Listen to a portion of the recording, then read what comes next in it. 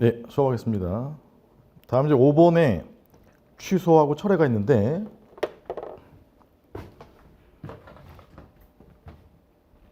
우리가 이제 도로에서의 자동차 도로다 교통 안전이 중요하니까 그거를 규율하는 행정법이 도로교통법이에요.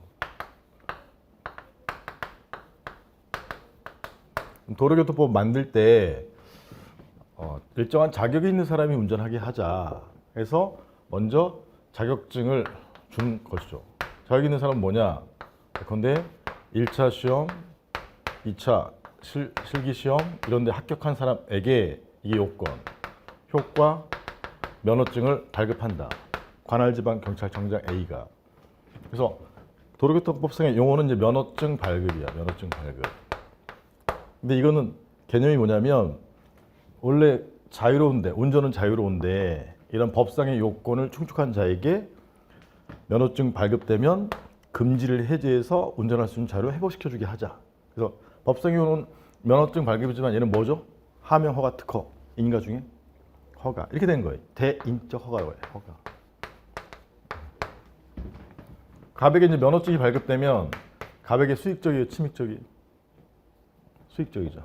근데 다 합격했는데 면허증 안 준다. 그럴 때 거부되면 이제 취소선 가는 거예요. 어쨌든 그렇고, 그다음에 면허증을 발급을 잘못해서 발급하는 수가 있단 말이에요. 면허증 발급을 잘못해서 처음에 요건을 갖추지 못한 사람, 예컨대 18세, 19세 이상일 때 면허증을 발급하는데 18세인데 갑이 속여가지고 면허증을 발급받았어요. 형의 이름으로. 그런 사건이 있었단 말이야. 그럼 면허증 발급, 이 대인적 허가는 적법이에요? 위법이에요? 위법이니까 갑이 소송 관리는 없어. 그러니까 제도를 마련해 놓은 게 이 면허증을 없애버리자. 이게 면허 취소예요. 그래서 허위 등의 방법으로 면허증을 발급받은 자의 경우에는 이게 요건, 효과, 면허 취소할 수 있다. 이렇게 됐다. 면허 취소할 수 있다. 그래서 요 면허 취소가 있고, 또 하나의 이제 면허 취소는 면허증 발급은 20세한테 잘 줬어요. 처음에 잘 줬다. 이게 적법하게 발급이 됐는데 갑이 술을 된탕 처먹고서 운전했다 이 말이에요. 근데 음주단속에 걸렸어. 근데 0.08 농도가 이상인 경우에는 이게 요건, 효과, 면허 취소할 수 있다. 요게 21조고 뭐 이게 22조다 이렇게 돼 있으면 요 21조의 면허 취소는 도로교통법상 용어는 둘 다 면허 취소라는 용어를 쓰고 있지만 학문적 개념은 요 1번의 면허 취소는 처음에 허가가 잘못됐잖아요. 처음에 잘못됐다. 이게 원시적 하자라고 그래. 원시적 하자.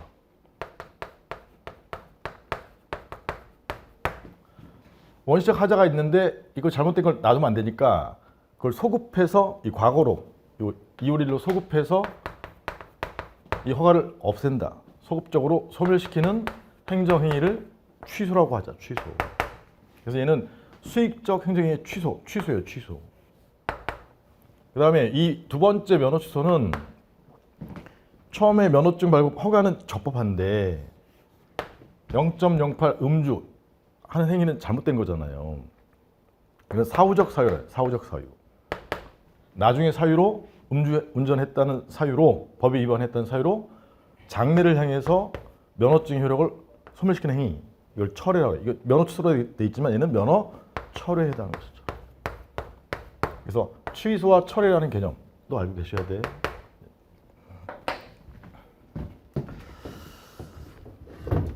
그래서 5번에 취소란 행정의 성립 당시에 하자를 뭐라고 해요? 원시적 하자라는 원시적 하자. 처음에 하자를 원시적 하자라고 이렇게 쓰는 거예요. 원시적 하자. 17세인데 형 이름으로 받았다. 원시적 하자. 그럼 처음에 대인적 허가 원시적 하자가 있죠. 행정청 A가 행정의 효력을 장래를 향해서요. 소급해요. 소급이 뭐냐? 과거로 돌아가서 이런 뜻이에요. 과거로 돌아가서 소멸시키는 행정행위를 말한다. 키워드가 원시적 하자, 소급 소멸. 그다음에 두 번째 철회란 적법하게 면허증 발급됐죠. 행정행위를 허가를 키워드가 사후적 사유, 사후적 사유. 음주운전했다는 사유. 음주운전했다는 사후적 사유를 이유로 사후적 사유니까 과거로 돌아가서 소멸시킨 게 아니라 장래를 향해서. 면허 철회가 10월 1일에 있으면 10월 1일부터 장래를 향해서 면허증이 없어지는 거죠. 그래서 장래를 향해서 효력을 상실시키는 행위를 말한다. 그래서 키워드 원시적하자, 소급 소멸. 그다음에 사후적 사유, 장래 소멸. 이렇게 구별할 수 있어요. 그럼 이제 갑이 만약에 자기가 음주 안 했는데 0.08로 잘못 나와서 면허철을 당했다고 하면 이 면허 철회는 위법이니까 갑이 이제 취소 갔을 때 대상직격 처분에 해당하잖아요. 해당한다. 철회로서 처분이다. 이거 적어주는 거예요. 이 위에 거는 취소로서 처분에 해당한다. 이거 적어주는 거라고. 그래서 이런 것들은 다 견해 대립이 없어요. 다 처분에 해당하는 거야. 1번 하명의 키워드 의무, 2번 허가의 키워드 금지 해제 자유회복, 3번 특허 포괄적 법률관계 설정, 인가 기본행위 효력 완성, 보충적 행위, 5번의 취소 원시적 하자 소급적 소멸, 철회 사후적 사유 장래 소멸. 이런 식으로 외우셔야 돼.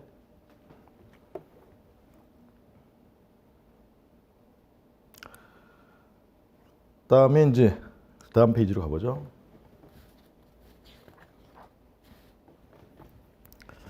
드디어 사례가 나왔네요. 드디어 사례. 바로 사례합니다. 사례집 문제 1- 이렇게 해놨는데 뭐 다른 문제 할 필요 없어. 기출문제 하면 돼. 기출문제. 어렵지 않아요. 야, 어려워도 나오는 걸 해야지. 나오지도 않는 거 뭐 하면 뭐해. 기출문제 합시다. 여기는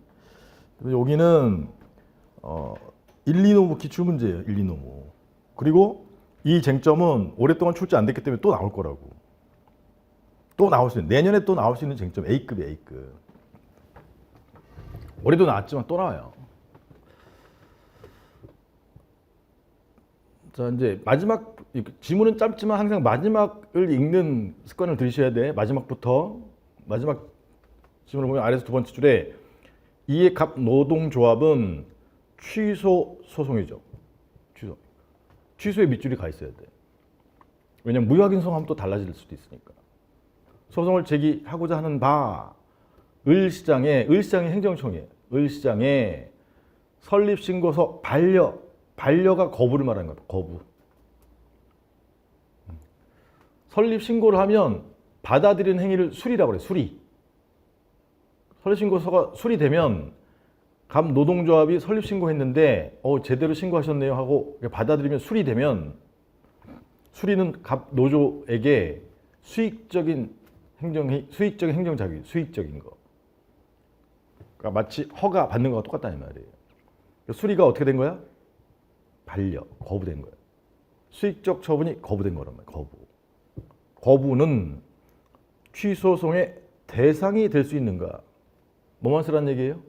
대상적 경우만 쓰란 얘기야. 그래서 여기서는 배점이 25점 크게 돼 있는데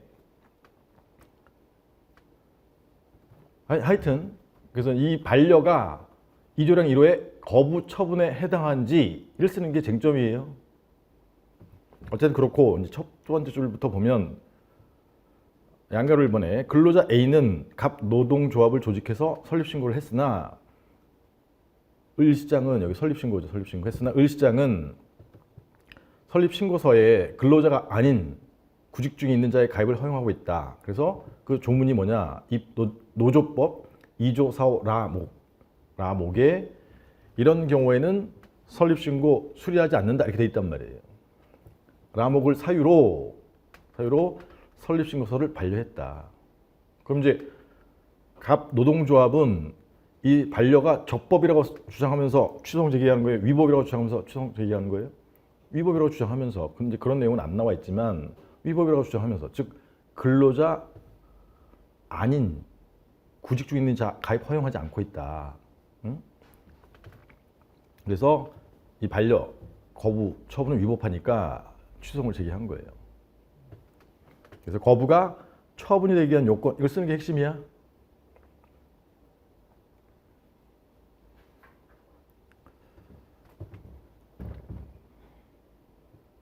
사안 해결 3페이지.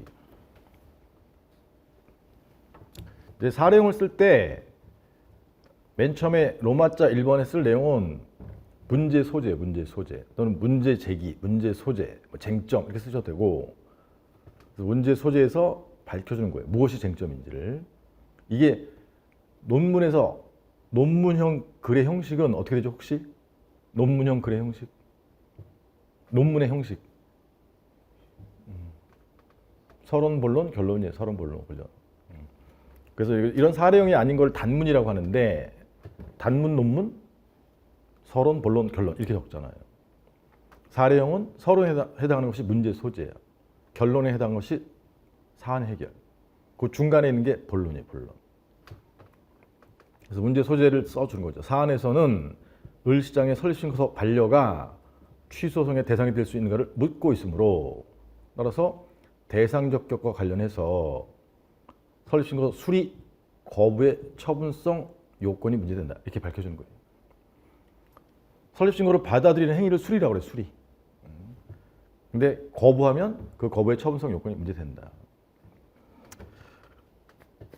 그래서 다른 수익적 처분 신청에 대한 거부는 전부 로마자 2번, 로마자 3번, 로마자 4번 크게 보면 여기까지는 모든 거부가 다 똑같이 쓰는 거예요. 근데 4페이지 로마자 5번 신고의 경우에만 로마자 5번을 하나 더 써주는 거야. 예컨대 허가 신청했는데 거부, 허가 신청서가 반려되었다 이렇게 되면 로마자 4번까지만 쓰는 거예요. 근데 신고의 경우에는 로마자 5번을 또 써줘야 돼요. 신고일 경우에만. 자, 하나씩 볼게요. 로마자 2번 3페이지.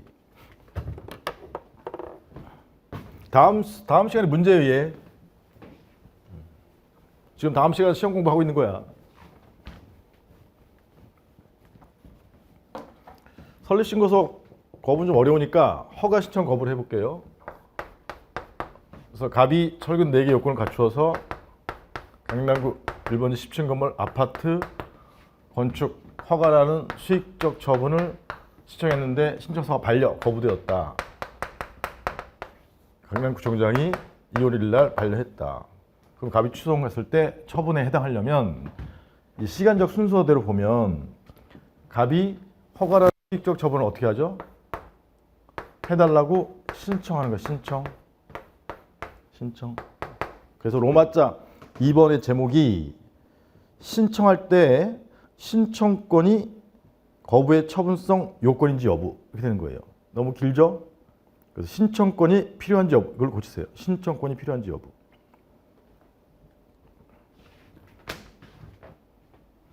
그래서 갑이 이제 허가라는 걸 신청하는데 갑에게 응답 신청권이 필요한지 여부.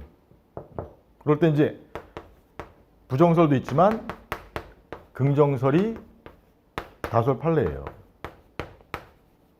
이제 논리부터 이렇게 잡고. 그래서 통설 판례에 따르면 응답 신청권이 있는 자가 신청해야 되구나. 그럼 이제 갑이 철근 4개 요건을 갖추면 응답 신청권 있는 자가 신청한 거예요. 근데 이제 이 학설 대립의 실익은 예를 들어서 을의 경우에는 철근 빵개에 넣어서 허가를 신청했다. 그럼 허가 대상에 허가 안 해줄 대상이에요? 안 해줄 대상이 건물이 무너진다 어떻게 해줘? 그럼 이 사람은 행정청 A 강남구청장의 입장에서 보면 허가할지 거부할지 굳이 응답도 안 해줘도 되는 거야. 자, 이 사람에게 요 갑이나 을에게 권리가 있다는 말은 행정청에게 뭐가 있다는 거예요? 권리 반대말이 뭐야? 의무. 항상 권리가 있으면 당연히 의무는 있는 거야 상대방에게. 근데 이 의무가 대답해줄 의무가 응답 의무예요. 무슨 의무? 응답 의무. 그러면 갑이나 을의 권리는 응답 신청 권리죠. 응답 신청 권리. 그래서 갑에게는 요건을 갖췄으니까 허가할지 거부할지 응답할 의무가 있으니까 갑은 응답 신청권이 있는 자예요. 있는 자. 근데 을의 경우에는 빵개인데 뭘 응답을 해줘. 행정청에 응답 의무가 없으니까 을에게는 응답 신청권이 없는 자예요. 없는 자. 그래서 이제 이런 견해 대립의 차이점은 그걸 실익이라고 그래. 실익은 요 을의 경우에 있는 거예요. 을의 경우에.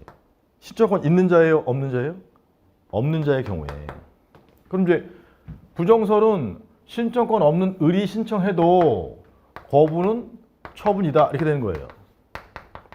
반면에 긍정설은 신청권 있는 자가 신청해야 거부가 처분이지 신청권 없는 을이 신청하면 거부는 처분이 아니다 이렇게 되는 거예요. 결론이 대상직격 충족이에요? 불충족이에요?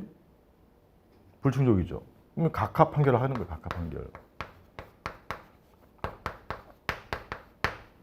여기는 대상직격 충족이에요? 불충족이에요? 충족이죠. 충족하면 다른 서운권 충족하면 어떻게 되죠? 본안심리 가는 거죠. 본안심리. 본안심리 갔는데 을의 경우에 A는 응답 의무가 있어요? 없어요?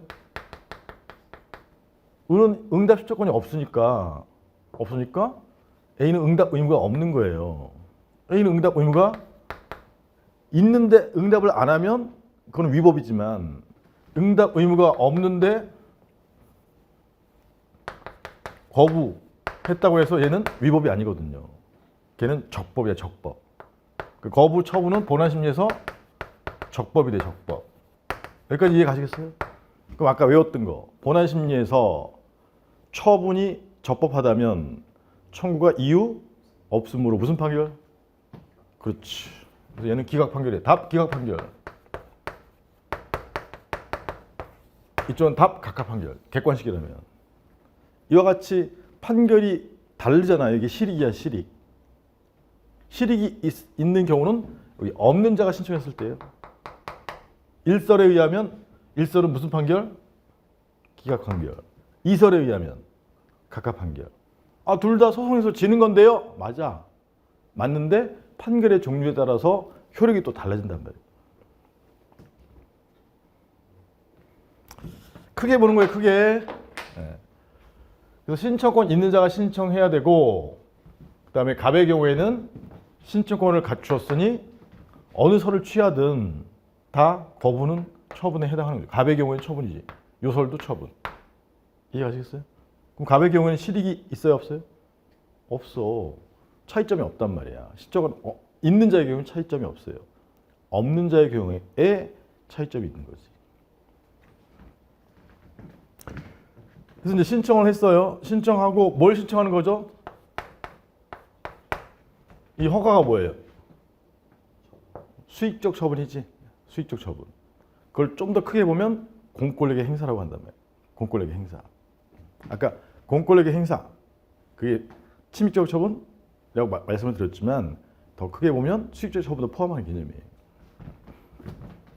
그래서 공권력 행사의 거부여야 돼요. 그 다음에 조문에 없는 게 뭐냐면 이 거부가 신청인 갑의 권익에 변동을 가져오거나 영향을 미쳐야 돼요. 그럼 쉽게 말하면 갑이 허가 신청인데 거부당하면 갑의 어떤 권익에 영향을 미쳐요? 갑이 허가 신청인데 거부당하면 갑은 건물 지을 수 있어요, 없어요? 못 짓잖아요.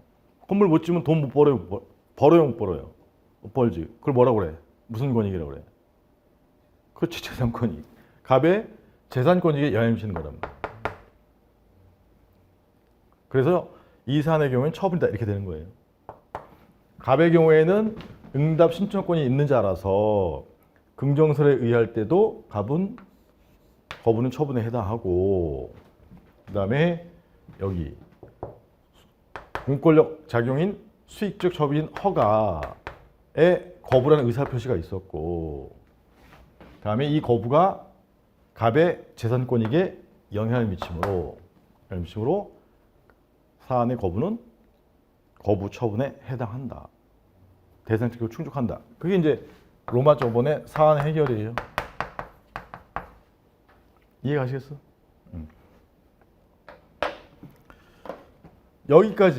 여기까지가 법이야. 로마자 2번부터 로마자 3, 4번까지가 본론이죠, 본론. 본론이고 그게 법조문이야, 법조문. 그 법조문의 의미를 해석하는 거란 말이야, 우리가.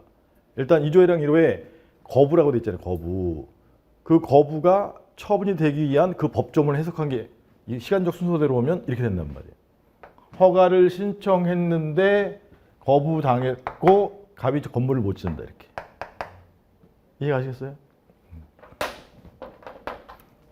그럼 아까 특허의 대표 선수가 예를 들어든 게 뭐였었죠? 특허?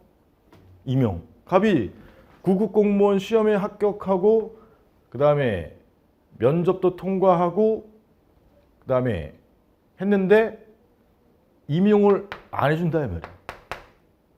그럼 임용 거부가 처분에 해당하는지를 보면 갑에게 뭐가 있어야 돼요? 응답 신청권이 있어야 되고 그 다음에 무엇의 거부예요? 공권력 행사의 거부죠. 즉 특허 거부죠. 특허 거부. 이게 거부되면 갑의 어떤 권익에 영향을 미쳐요? 공무원이라면? 공무원이 되지 못하는 거잖아요. 헌법으로 보면 직업권에 영향을 미치는 거지. 아니면 돈을 못 벌잖아요. 재산권에 영향을 미치고. 쉽게 말하면 공무원 일을 할 수 없다 이 말이에요. 처분에 해당한다 이렇게 되는 거예요.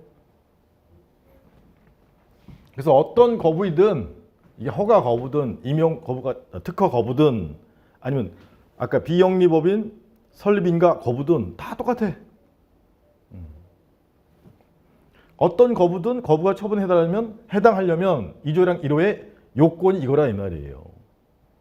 요건이 2조랑 1호의 학자들이 2조랑 1호의 거부라는 거를 이렇게 분석을 해서 요건 이렇게 해놓은 거예요. 근데 법원, 대법원도 똑같은 입장이고.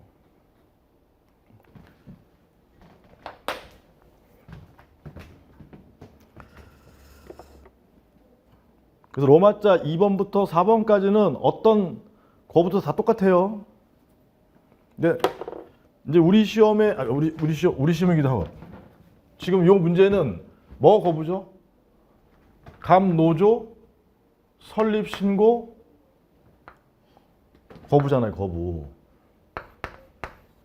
설립 신고하면 그걸 받아들인 수익적 행정행위가 처분이 수리야. 수리 거부. 그래서 노조 설립 신고 수리 거부가 처분에 해당하려면 똑같은 거예요. 로마자 2번에 신청권이 필요한지 여부. 로마자 3번에 공권력 행사의 거부도 이건 수리 거부죠. 수리 거부. 로마자 4번에 이 거부가 갑 노조의 권익에 영향을 미쳐야 돼. 노조 설립 신고 수리 거부되면 갑 노조 활동할 수 있어요, 없어요? 못하죠. 그럼 여러분들이 1차, 2차 다 배우시는 노동법에서 사용자가 갑이야, 근로자가 을이야.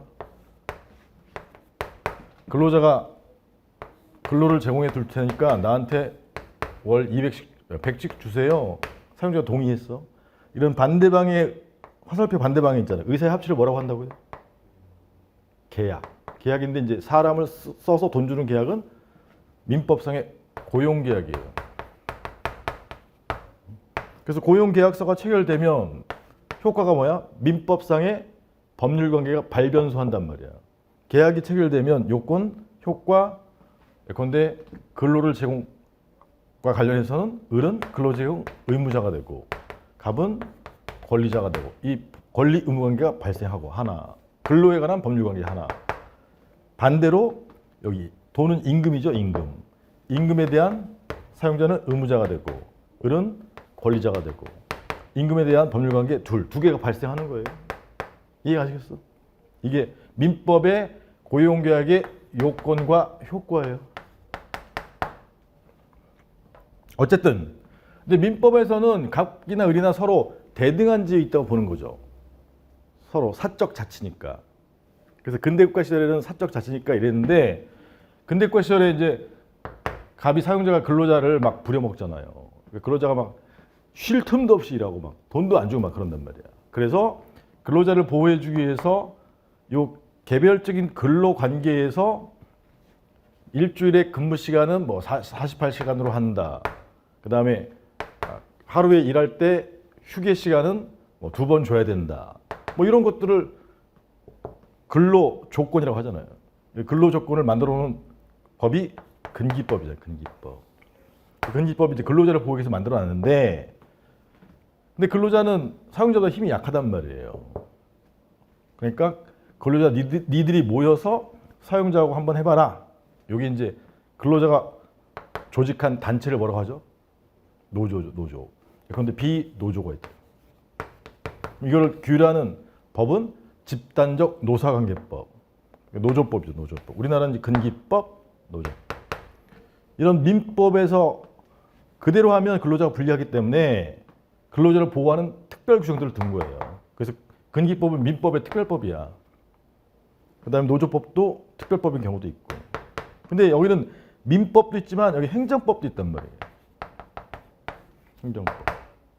그래서 근기법이나 노조법은 민법이 사법이잖아요. 사법.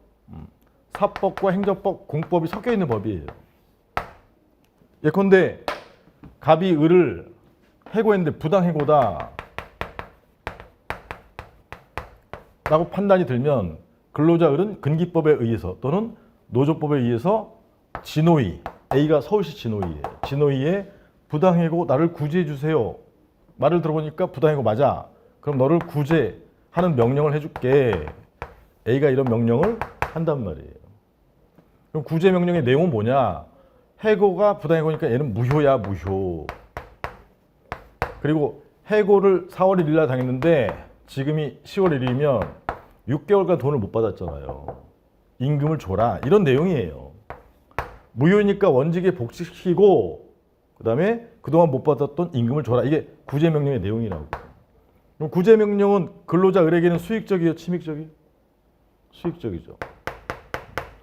사용자 갑에게는 침익적이죠. 그래서 구제명령은 마치 건축주 갑에 대해서 인근 주민에 위치해 있는 사람이 사용자 갑이란 말이에요. 그래서 갑이 제3자가 불복하는 거예요. 그래서 갑의 제3자의 침익적 처분이니까. 여하튼 말이 좀 길어졌는데 근기법이든 노동법이든 이런 구제명령 이런 것들은 행정법에 행정법. 행정법에 들어가 있는 거지. 이해가시겠어? 여기 민법의 특별규정도 있지만 여기 행정법이 있다. 행정법. 그 다음에 여기 요 노조를 만들려면 노조 설립 신고해야 되잖아. 신고해서 수리가 되어야 노조로서 활동할 수 있는 것이고 지금 사안이 이 수리가 거부된 거예요.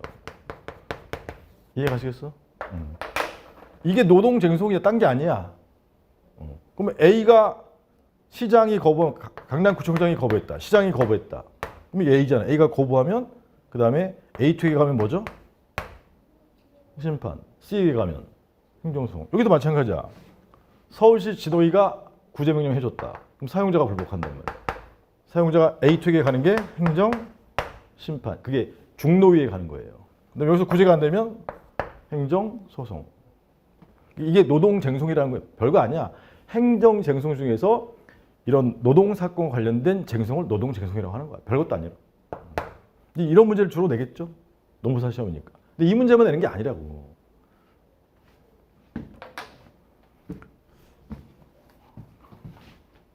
요 당시에 노동쟁송을 좀 많이 냈었어요.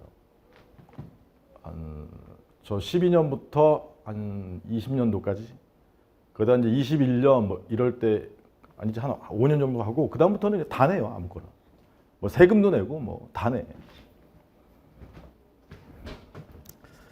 그래서 이제 여기 말이 길어졌는데 결론.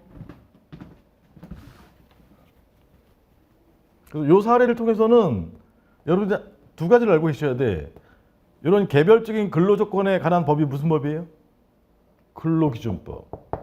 그다음에 노조 만들고 이 노조가 갑과 단체 협약을 체결하고 단체로 체결하고.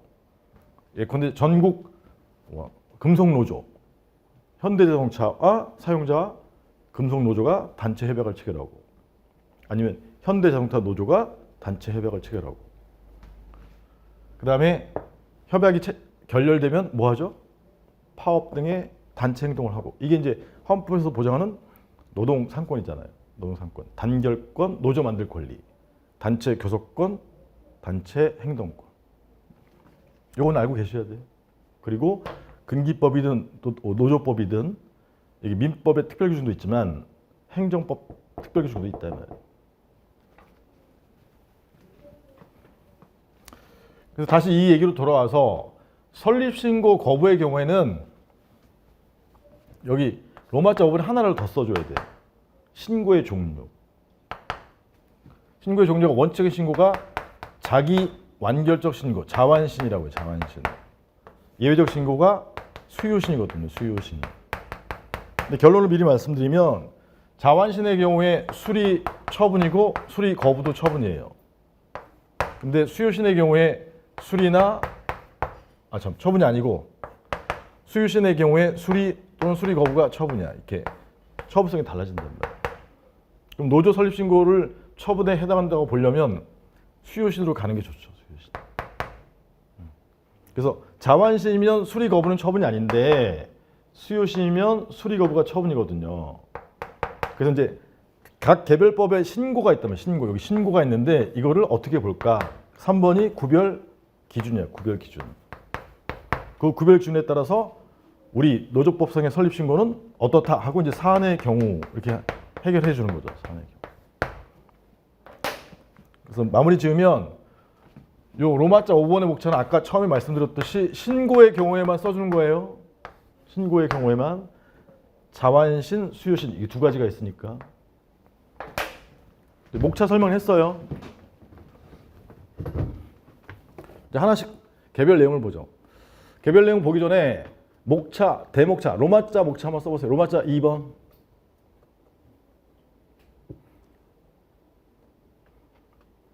로마자 2번 스스로 써보라고. 제목만. 신청권의 필요 여부 이렇게 짧게 쓰면.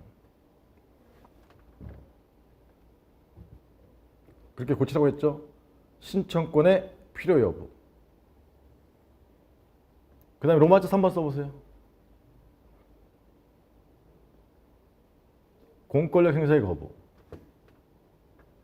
로마자 4번 써보세요. 신청인의 권익에 변동, 영향을 미칠 것. 신고의 경우에만 로마자 5번을 쓰죠. 신고의 종류. 최종은 뭐라고 써요? 로마자 6번은 사안 해결. 로마자 번호 처음 붙여본 사람도 있을 거야. 처음 붙여본 사람은 여기 교재 자료에 있는 거 보면서 외우세요. 그래서 마지막에 사안 해결에 이 사안을 해결해 줘야 되는 거예요. 자, 로마자 2번 볼게요. 이제 세부적인 내용. 자, 원래는 로마자 2처럼 학설이 대립하는 경우가 쟁점이에요. 쟁점. 쟁점을 쓸 때는 문, 학, 판, 검 이렇게 써야 돼요. 원래는. 근데 이렇게 작은 쟁점은 그냥 쭉 이렇게 목차 안 나누고 그냥 쓰는 거야. 그걸 통으로 쓴다 그래. 통으로. 그러니까 여기 첫 번째 단락은 문제점이에요. 문제점. 여기 부정설, 긍정설이 학설이라면 학설. 그 다음에 3번이 판례예요. 판례. 3번의 판례. 검토는 이제 나의 의견이에요. 나는 어떤 걸 선택하겠다. 자, 볼게요. 그건 또 나중에 배우니까. 가로화는 이게 고득점용이라는 뜻이고 지금 기본 단계에서는 안 해오셔도 되고 세 번째 줄에 논의의 실익은 있는 자예요, 없는 자예요? 신청권? 없는 자. 이건 외우셔야 돼. 밑줄 잘 쳐놔야 돼.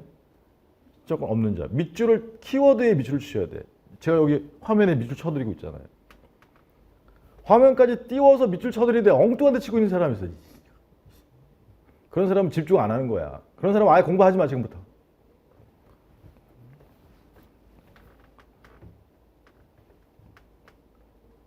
여러분들이 잘 공부하라고 여기 화면에 이렇게 띄워주기까지 하는 밑줄도 거주는데 엉뚱한 데 밑줄 그으면 어떡하냐고요. 자, 여하튼 동그라미 1번에 부정설. 가로화는 안 써도 돼요. 가로화는 이해를 돕기 위한 것이니까. 동그라미 2번에 긍정설. 자, 부정설. 아까 여기 지워버렸나? 부정설에 의하면 엄자가 신청하면 본안심리까지 가서 어떤 판결 받는 거죠? 기각 판결. 긍정설에 의하면 대상적격 불충족으로 무슨 판결? 각하 판결. 이게 결론이야. 이게 대가리 속에 있어야 돼. 1설에 의하면 기각 판결. 이설에 의하면 각각 판결.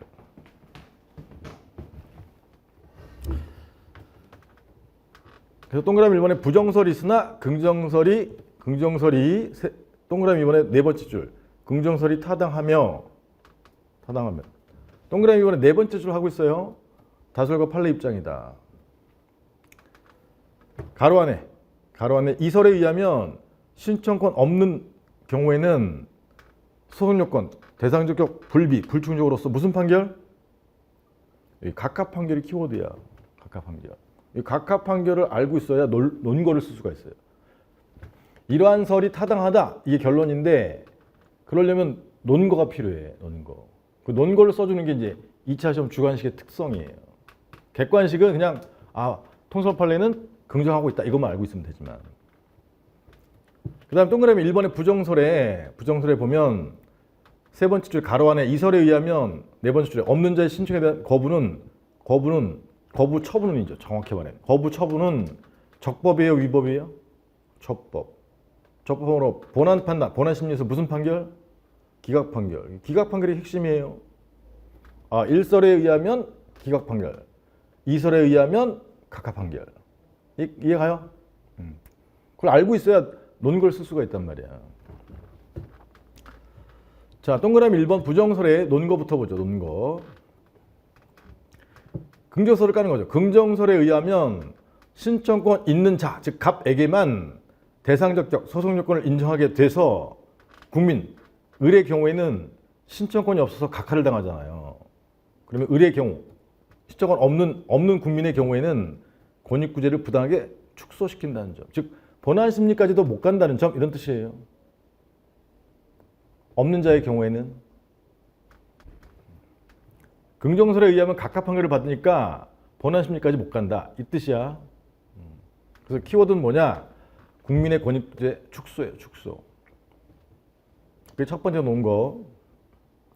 그 다음에 조문상의 논거는 2조랑 1호죠. 2조랑 1호 법조문은 신청권과 무관하게 처분을 정하고 있다는 점. 신청권 무관하게 없는 자, 있는 자 이렇게 나누지 않고 있다 이 말이에요. 등을 논거로 본안의 문제로 보고 부정하는 견해도 있으나 이렇게. 내가 이제 택하지 않을 견해를 먼저 쓰고 이런 견해가 있으나 이렇게 쓰는 거지. 그다음에 괄호안은 고득점용이라는 뜻이에요. 고득점용. 여러분들 어차피 고득점 해야 되니까 이 괄호는 외우세요. 시간이 없으면 괄호는 생략할 수도 있다 이 뜻이야. 저는 제 교재는 항상 이렇게 괄호 안으로 고득점용으로 표현해 드렸어요. 아니면 심화 이렇게 해서 표현해 드리거나. 동그라미 2번의 긍정설은 신청권이 없는 경우에는 본안 판단을 할 필요 없이 무슨 판결을 해요? 아까 을의 경우에는 각각 판결이잖아요. 각각 판결. 각각 판결을 할 수 있어서 법원이 본안 심리까지 안 가잖아요. 그래서 법원에 부담을 줄일 수 있다는 점. 그래서 법원의 부담 감소죠. 이거 얼핏 말씀드렸었는데 소송 요건을 불충족하면 각각 판결을 하는 취지가 뭐냐면 남소이기 때문에 남소. 소송 제기권을 남용한 거라고 보는 거예요. 쓸데없는 소송을 제기한 거라고 보는 거야. 소송 요건 대원소 전기관 이걸 왜 조문에 만들어 놨냐면 남소 방지하기 위해서. 어떻게 해서 남소 방지해요? 각각 판결에서. 그럼 남소는 다 각각 판결 하는 거야. 그럼 본안심리 가야 한 거야. 안 가지 남소는. 근데 남소가 아닌 쓸데있는 소송만 본안심리를 하는 거죠. 쓸데있는 소송만 본안심리 하니까 법원의 부담이 감소하는 거죠. 법원에 재판을 한 사람이 법관인데 법관은 숫자가 작단 말이에요. 그래서 그 사람들이 의미 있는 사건에 대해서만 집중하는 거죠. 그래서 소송까지 취지는 남소 방지에 의한 법원의 부담 감소, 그 다음에 남소가 아닌 사건만 본안 판단을 하니까 신속한 권리구제, 남사신 한번 가르쳐 준 적 있을 거예요. 한 번이 아니라 그때 생기초 할 때 남사신이야. 소송요건의 전반적인 취지가 뭐라고요? 남사신. 남이 뭐야? 남소방지. 사는 사법부의 법원의 부담 감소. 신은 신속한 권익구제. 어떻게 해서?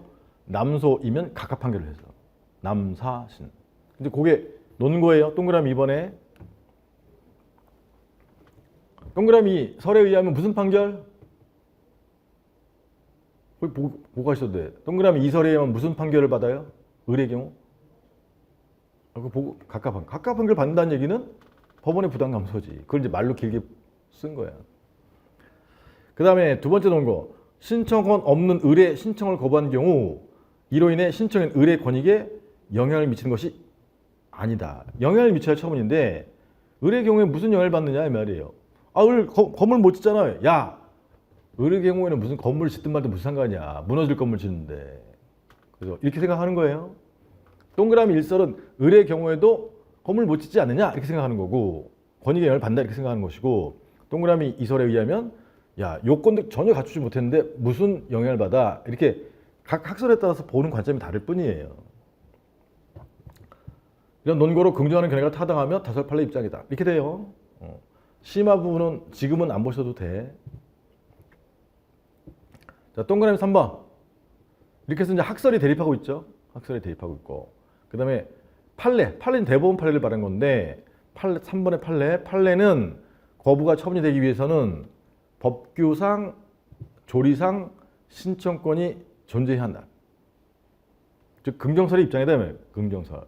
그래서 여기 신청권은 법규상은 성문법을 말하는 거예요. 성문법. 아까 건축법 같은 경우에는 성문건축법. 그 다음에 노조법. 뭐 이런 성문법을 말하는 거예요. 법규상. 그 다음에 성문법의 반대말이 혹시 뭐죠? 문자화 되어 있는 법이 성문법이잖아. 그러니까 문자화 되어 있지 않는 법은 불문, 안일불자로서 불문법. 불문법을 다른 말로 조리라고 그래. 조리. 그래서 성문법상, 불문법상 신청권이 존재해야 한다. 원래 이렇게 쓰는 게 정확한 건데 통상 이렇게 법규상, 조리상 이렇게 써요. 그 다음에 이제 판례 예를 써주는 게 점수가 올라가는 거예요. 동그라미 A번의 판례. 일단 A번까지는 외우세요. B에는 제가 심화라고 돼 있죠. 심화는 고득점용이란 말이야. 그래서 기본 강의 연기부터 무조건 심화 아닌 것도 다 외우셔야 돼.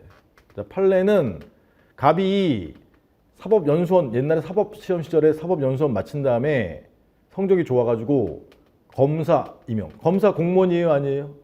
공무원이야. 검사 임용이 특허야, 특허. 그래서 검사 임용 신청했는데 거부했단 말이야. 그러면 그 거부가 처분되려면 뭐가 필요하죠? 신청권이 필요한데 고등법원에서는 부정하다가 인정했어요. 그래서 검사 임용 신청권을 인정했고 조리상. 검의 동그라미, 검. 최근에는 국공립대학 교수 재의 동그라미, 재임용 신청권을 과거에는 부정하다가 최근에 판례에서 인정하는 거. 그럴 때 대법원 전원합의체라고 불러요. 전원합의체. 대법원의 구성원은 14명인데 대법원장 포함. 통상은 3명으로 구성해서 부에서 판단을 해요. 그게 대법원 판결이에요. 판결. 대판이라고 해요. 대판. 근데 중요한 사건, 즉 기존의 판례를 바꾸거나 판례가 서로 견해가 다른 거를 합하거나 이럴 때 전원 합의체에서 해요. 3분의 2 출석, 아마 과반수 찬성일 거예요. 그러니까 전화 판례는 되게 중요한 거지. 통상 기존의 판례를 바꿀 때 하는 거니까. 어쨌든 검재, 그 다음에 유일한 면접 대상자로 결정된 교수 신규 임용, 신의 동그라미, 신청권을 인정했다. 두 문자가 뭐예요? 검재신. 검재신 이렇게 외워놨는데 안 그러면 생각이 안 나. 검이 뭐야? 검사임용 신청권 인정했고 또 재임용 신청권 인정했고 단 국공립대학교여야 돼. 여하튼 모르겠으면 그냥 재임용 신청권 인정했고 교수 재임용 신청권 인정했고 이렇게 써도 돼요. 신이 뭐야? 신규 임용 신청권 인정했다. 다만 유일한 면접 대상자로 결정돼야 돼요. 그 모르겠으면 그냥 써. 그냥 검재신. 검재신 이렇게 인정했다 이렇게 쓰면 안 돼. 그렇게는 안 봐준단 말이야. 검사 임용 신청권, 교수 재임용 신청권, 신규 교수 임용 신청권. 초등학생도 외운다 진짜. 여러분들 머리가 워낙 안 좋아갖고 진짜 농담이에요, 농담. 아이.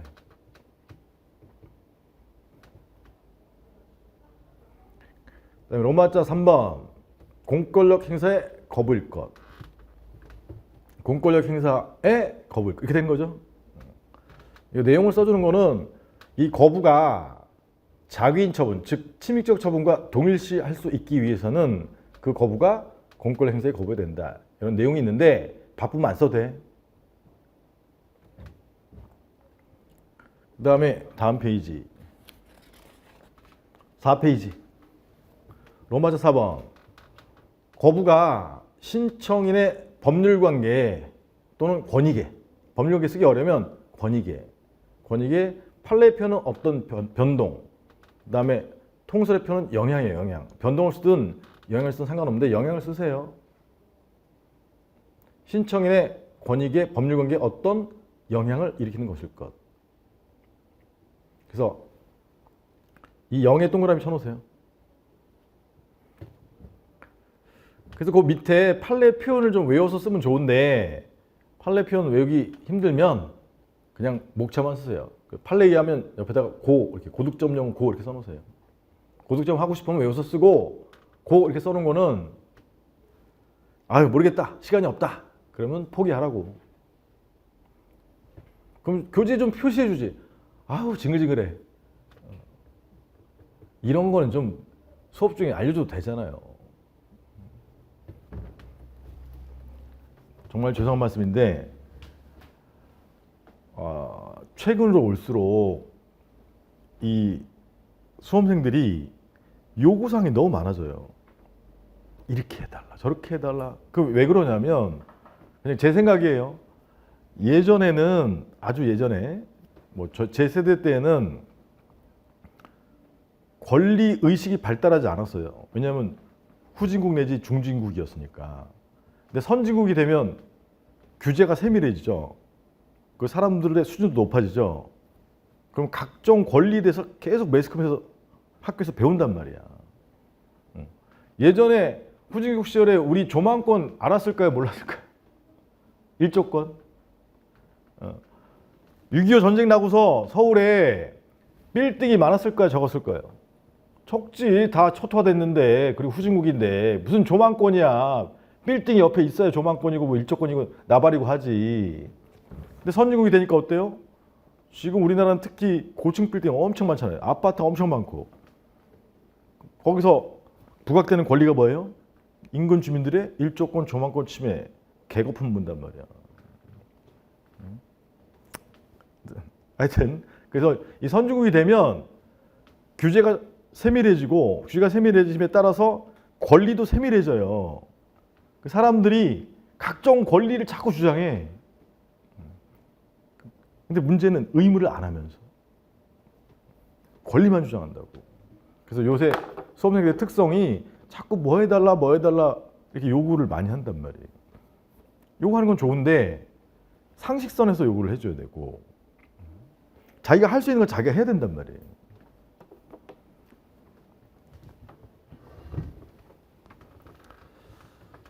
공부도 안 하고서 뭘 자꾸 구별해달라고 그래. 이런 거 공부하면 할 수 있잖아요. 그냥 입에다 이렇게 딱 떠서 넣어줘. 이렇게 딱 떠서 이거 10점짜리, 15점짜리 이렇게 딱 만들어주세요. 이렇게 얘기한다고. 10점으로 낼지, 노무사 시험은 기본적으로 올해가 15점이 제일 낮은 거예요. 기본적인 배점이 20점, 25점이에요. 25점에서 이제 20점짜리 출연하다가 올해 처음으로 15점짜리 출연했어요. 근데 어떤 수험생들은 25점이 25점에 맞게 답안지 분량대로 해주시고, 15점이 15점에 맞게 답안지 분량대로 해주시고, 그 요구해요. 답안지 분량에 맞게, 배점에 맞게 줄이거나 길게 쓸 수 있는 게 능력이야.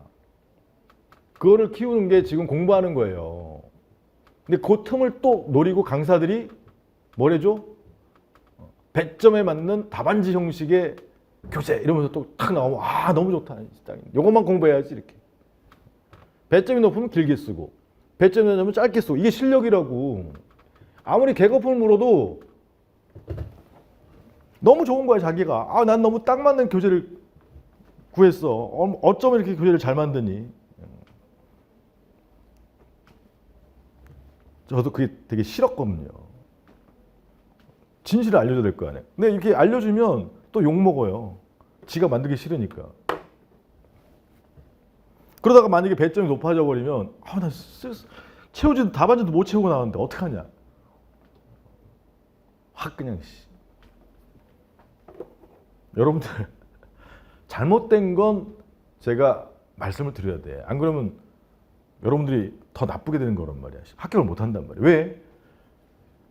선진국이 될수록 경쟁이 치열해지죠.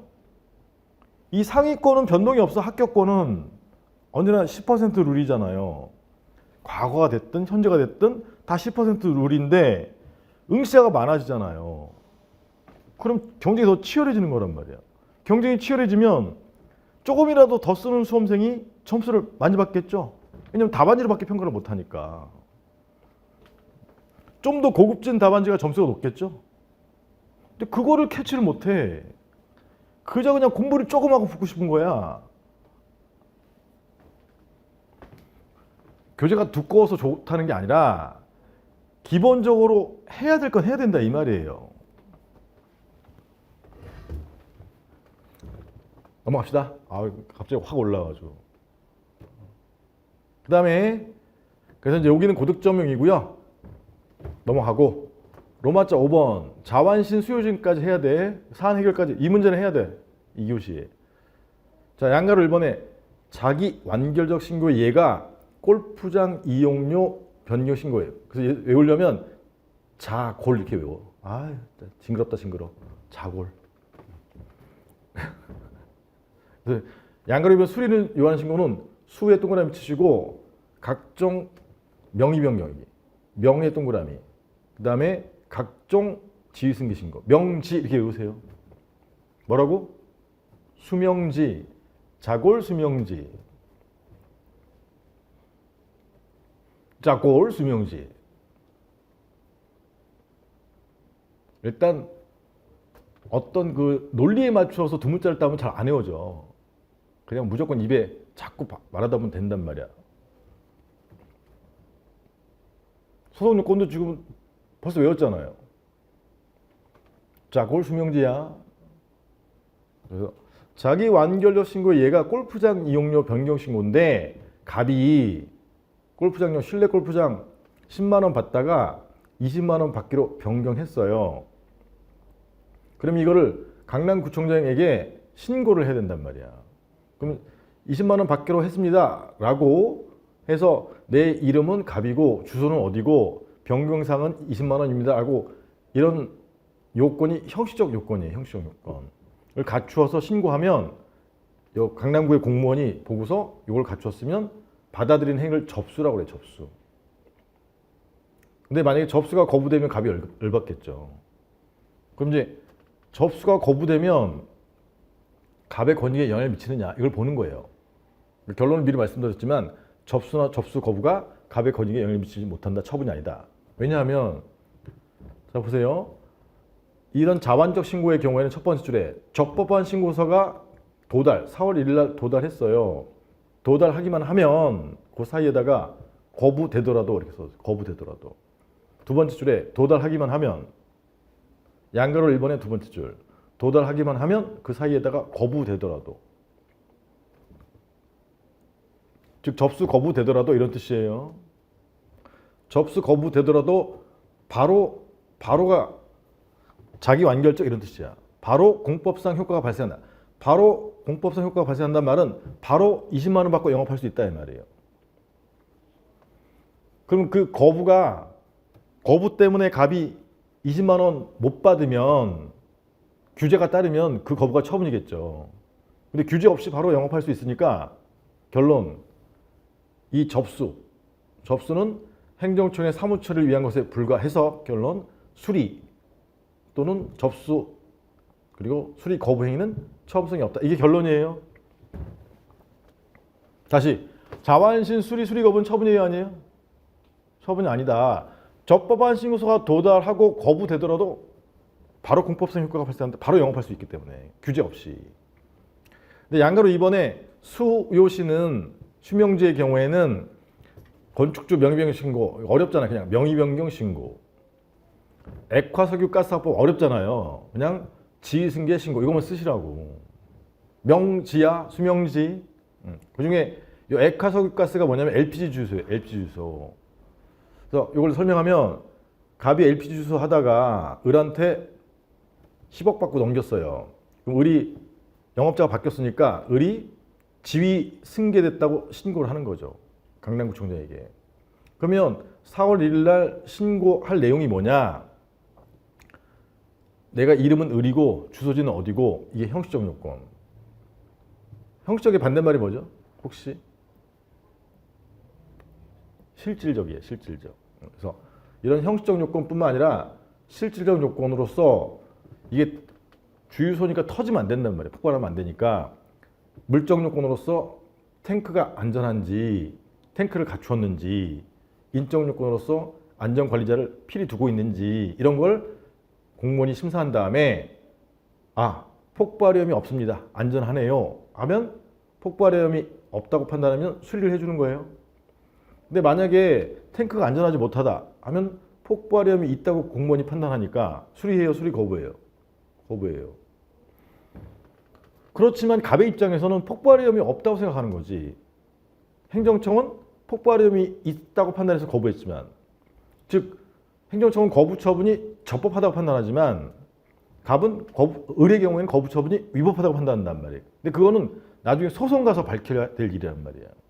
지금 당장 여기 5월 1일 날 거부되면 거부된 상태에서 을이 영업을 하면 폭발 위험이 있다고 판단하기 때문에 먼저 시정명령을 날려요. 그래도 안 하면 탱크를 수리해라 이런 시정명령을 이행하지 않으면 이 사람에 대해서 벌칙이 나와요. 벌칙. 벌칙 중에 행정벌이라고 하는데 전과자 만든 것이 행정형벌이에요. 벌금, 징역 이런 게 부과된단 말이에요. 형사법원에 가서. 그래서 행정형벌 등을 날리게 된다 이 말이에요. 이걸 규제라고 해요. 규제. 그래서 거부된 상태에서 영업하면 이 사람은 각종 규제를 받게 되니까 이 거부가 처분이에요 아니에요? 처분이다 이렇게 되는 거지. 그걸 말로 써는 거예요. 그래서 양가로 이번에 행정청에 수리가 있어야 폭발 위험이 없어 수리가 있어야 비로소 공법상 효과가 발생. 비로소 규제받지 않고 영업할 수 있으므로 이런 뜻이야. 반대로 말하면 수리가 거부되면 그 상태에서 영업하면 각종 규제를 받으므로 이런 뜻이야. 결론 수리 거부는 처분이 있다. 자, 자완신 수리 거부는 처분이 아니다. 그다음에 수요신 수리 거부는 처분이다. 이게 결론이에요. 그다음에 양가로 3번에 심화. 이게 또 고득점용이라는 얘기지. 양가로 1, 2는 필히 써줘야 되는데 양가로 3도 꼭 써줘야 돼요. 심화. 구별 기준. 동그라미 1번. 관계 법령에서 이미 설명했어요. 신고 요건으로 형식적 요건만 두어서 행정청에 여기 키워드 형식적 심사권만 인정하면 무슨 신고? 자완신고. 이름이 뭐냐, 주소지가 뭐냐 이것만 심사하면. 그 다음에 실질적 두 번째 줄에 실질적 심사권까지 인정하면 무슨 신고? 탱크가 안전하냐, 안전관리자를 두었느냐 이거란 말이에요. 동그라미 2번. 관계법령에서 신고 의무 불이행 시 행정벌이 두 가지가 있는데 전과자 안 만드는 행정벌이 행정질서벌이에요. 질서벌의 이름이 과태료야. 과태료라는 단어 많이 들어봤죠? 속도 위반 과태료 10만 냥입니다. 이거 나오잖아요. 그 다음에 이렇게 과태료만 두고 있다. 그럼 자완신 끊고 징역, 벌금 이런 건 행정형벌이라고 형벌. 전과자 만드는 거예요. 그 다음에 시정처분을 두었는지 그럼 무슨 신고? 수요신고. 아까 폭발 위험이 있어서 거부했는데 영업하면 시정처분도 받고 그 다음에 형벌도 받는다 이 말이에요. 이해 가시겠어요?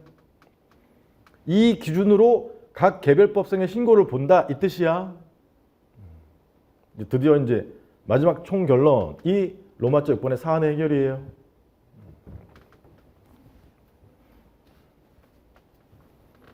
이제 사안 해결을 쓸 때 이렇게 쟁점은 하나인데 즉 대상적격 하나만 묻고 있는데 배점이 크다. 그러면 아까 본론에 해당하는 요건 하나씩 이렇게 여기에 해당한다, 여기에 해당한다 이렇게 하면서 이렇게 단계적으로 포섭하시면 점수가 높아요. 그래서 번호를 붙인 거예요. 사안해결 쓸 때도 동그라미 1번 갑 노조는 노동조업법상 이 성문법상 응답 신청권이 있다 없다? 있다. 보지도 않았지만 있다 이렇게 하는 거야. 어떻게 없으면 거부가 처분이 아닌데 만약에 신청권이 없는 자면 거부는 처분이 아니니까 무슨 판결 받아요? 각각 판결 받지. 여러분들이 변호사라면 각각 판결 당하고 의뢰인한테 갔어. 좋아해? 죽으려고 없다. 가급적이면 소송 요건을 충족하는 답안지를 써주는 게 좋아요. 판례가 비록 각하 있어도 어떻게 하면 소송 요건 충족할 수 있는지를 연구하는 답안지가 좋은 답안지야. 어쨌든 그 다음에 그래서 얘는 로마자 2번 목차에 관한 내용이죠. 로마자 2번이 거부가 처분이 되는 요건이잖아요. 신청권 있다. 동그라미 2번 사안의 신고는 동법령에서 노동상권의 보호죠. 노동상권의 보호라는 행정목적 달성을 위해서 행정청의 무슨 심사권? 실질적 심사권. 아까 수요신의 경우에 실질적 심사권이 있어야 되잖아요. 그래서 로마자 2, 3, 4 모든 거부의 경우 그 다음에 로마자 4번은 신고의 경우인데 신고의 경우에는 이미 수요신의 경우에는 앞에 게 다 포함되어 있는 거예요. 그래서 실질적 심사권 정도 써주면 돼요. 볼 수 있다는 점에서 무슨 신고로 판단된다? 수요신이죠. 수요신. 그 다음에 3번은 조문에 없는 요건, 즉 권익에 영향을 미쳐요. 권익에 영향을 미친다. 3번이 중요한 거죠. 3번. 을상의 수리 거부가 있게 되면 갑 노조는 적법한 노조로서 권리 행사할 수 있어요? 없어요? 없잖아요. 수리가 되어야 적법한 노조가 되고 노조 활동을 할 수 있잖아요. 그러니까 노조로서 단체 교섭, 단체 행동 등을 행사할 수 없게 돼서 이게 권익이야. 갑노조의 권익. 갑노조의 권익에 개구직은 나중에 설명할게요. 개구직 써주면 좋아요. 개구직. 개별적, 구체적, 직접적 영향을 미친다. 처분이 되려면 요 개구직 요건을 갖춰야 돼. 나중에 설명. 여기까지가 요건에 맞춘 거예요. 동그라미 1번은 신청권이 있다. 그 다음에 동그라미 2번은 공권력 행사의 거부인데 그 공권력 행사가 수익적 처분이잖아요. 수익적 처분. 수익적 처분이려면 수요신이어야 돼? 아니면 자완신이어야 돼? 수요신. 수요신의 수리여야 되잖아요. 자완신의 접수가 되면 안 된다고. 그래서 동그라미 2번에 수요신으로 간 거예요. 그래서 수리의 거부다 이런 뜻이야. 수리. 그 다음에 동그라미 3번은 아까 권익에 영향을 미쳐야 되잖아요. 권익에. 지금 갑노조에 어떤 권익에 영향을 미치죠? 거부되면? 노조로서 활동할 수 없잖아. 단체 교섭권, 단체 행동권. 그 권익에 어떻게 영향을 미쳐야 돼? 개구직. 개구직은 새로 외우라고 한 거예요. 그럼 이제 1, 2, 3번 이렇게 해가지고 처분에 해당한다.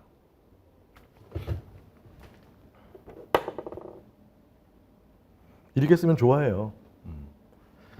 만약에 못 쓰겠으면 뒤에 것만 쓰라고. 3번만. 3번이 뭐예요? 거부되면 갑노조가 단체 교섭권, 단체 행동권을 행사할 수 없게 돼서 갑노조의 권익에 영향을 미침으로 처분이다. 이렇게 써도 돼요. 다시 건축허가 거부되면 뭘 못 짓는 거야? 건물을 못 짓는 거. 그게 권익이야.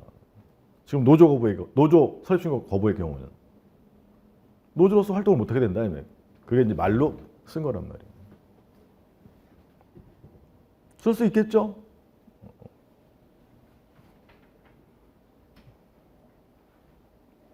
한 문제, 내년에 나올 문제 한 문제 한 거야. 어차피 쟁송법은 나중에 A급, B급으로 나누어서 쟁점을 추리면 다 30개 안에 포함이 돼요.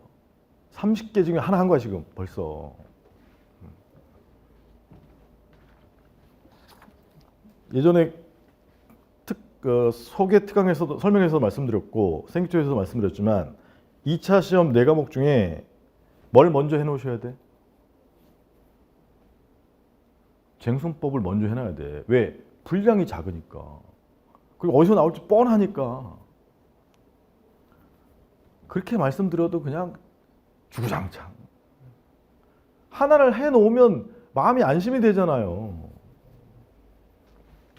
뭐 그냥 뭐 두꺼운 거 막 다 그거 하느라고 아휴 뒤진다 뒤져 진짜. 어렵지만 해놓으면 나중에 효자라니까. 나중에 쟁수 보고 화장실 가서 쑥 보면 다 볼 수 있어요. 노동법 이만한 거 상하?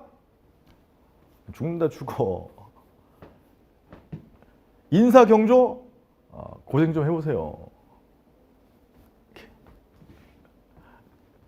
봐요. 노동법도 분량 많지. 인사경조도 분량 많지. 응? 예를 들어서. 그럼 분량 적은 거 뭐야? 쟁송 먼저 해놔야 될 거 아니야. 나중에 줄이면 자기가 정리하면 다 50페이지로 정리할 수 있어요. 어쨌든 다시 이 문제는 지금 노조 설립신고 수리 거부인데 맨 마지막에 수요신으로 가서 실질적 심사권이 있으므로 수리료한 신고의 수리는 처분이고 그 수리의 거부가 감노조의 단체 행동권, 단체 교섭권의 개구직 일함침으로 처분에 해당한다. 그거 써준 거예요. 좀 쉬었다 보죠.